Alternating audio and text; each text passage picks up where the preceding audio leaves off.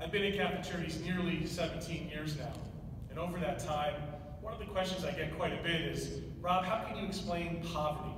How can you explain the work that Catholic Charities does?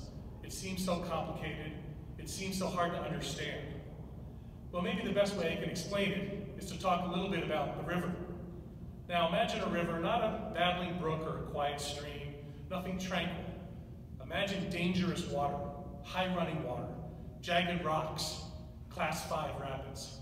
Imagine that, and imagine people in the water. They're suffering, they're drowning, they're in crisis. That river is poverty, and those people in the water, they're our clients at Catholic Charities. And what we're really good at, we've been good at for so many years, over 100 years, is being lifeguards. We're excellent at it. We jump in the water, we pull people to shore, we give them CPR, save their lives, get them stable, jump back in the water and do it all over again. That's what we're good at Catholic Charities. We're always going to do that. We're always going to be good at that. And probably you know some of our more well-known lifeguard programs. You probably know about our homeless shelters, maybe our mental health counseling program. Maybe you know about Food for All or the Furniture Bank. Probably you know about our immigration program or our programs to help young pregnant teens, emergency assistance, and over 1,000 units of Catholic Charities housing, including 3 new projects built just this year, all with tax credit dollars, without having to ask for a single donation from a single Catholic in the pew. Those are our lifeguard programs. That's what we do, and we do it really well, and we're really proud of it. But there's more. We have a sacred obligation.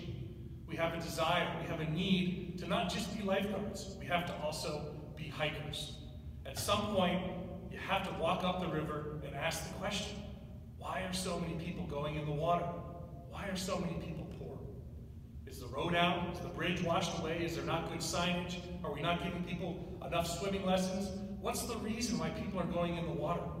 Maybe if we can keep people from going in the water, from entering that stream of poverty, maybe, just maybe, we can end intergenerational suffering. All of our lifeguard work we do with this one little Catholic Charities brochure.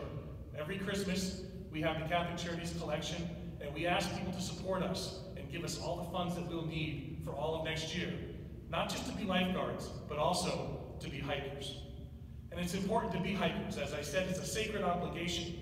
Just a few days ago, I saw a 16-year-old pregnant woman in our lobby at Catholic Charities, and I walked by her and I knew, as soon as I saw her, I knew, we're going to be great lifeguards for her. We're going to give her everything she needs. We're going to give her housing and counseling. We're going to give her diapers and wipes and paillettes, and baby blankets and cribs, everything she needs to choose life for that baby and have a stable first 5 years of life for her and her child as a family. And that's great. That's real lifeguard stuff. But what are we doing? What are we doing to make sure that 16 years from now, that baby does not grow up and show up in my lobby needing the same kind of help from Catholic Charities? We have to ask that question. We have to be hikers.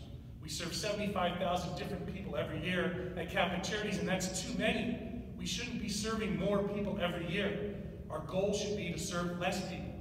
Not because we don't want to do the work, but because we've taken people out of the stream of intergenerational poverty. We've ended the cycle where kids grow up in the same chaos and suffering that their parents and their grandparents and their great-grandparents grew up in. That's what we have to do. We'll always be lifeguards, but we also have to be hikers.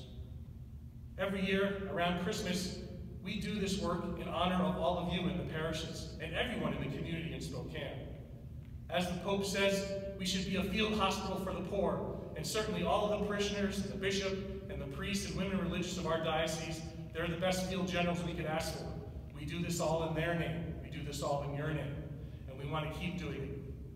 I want to end today by saying 2 very important things. The first is thank you, thank you, thank you. Thank you for volunteering for us. Thank you for praying for us. Thank you for talking about the poor and about our programs over your kitchen dinners at your tables. Thank you for all you do to support us and to keep us in your thoughts.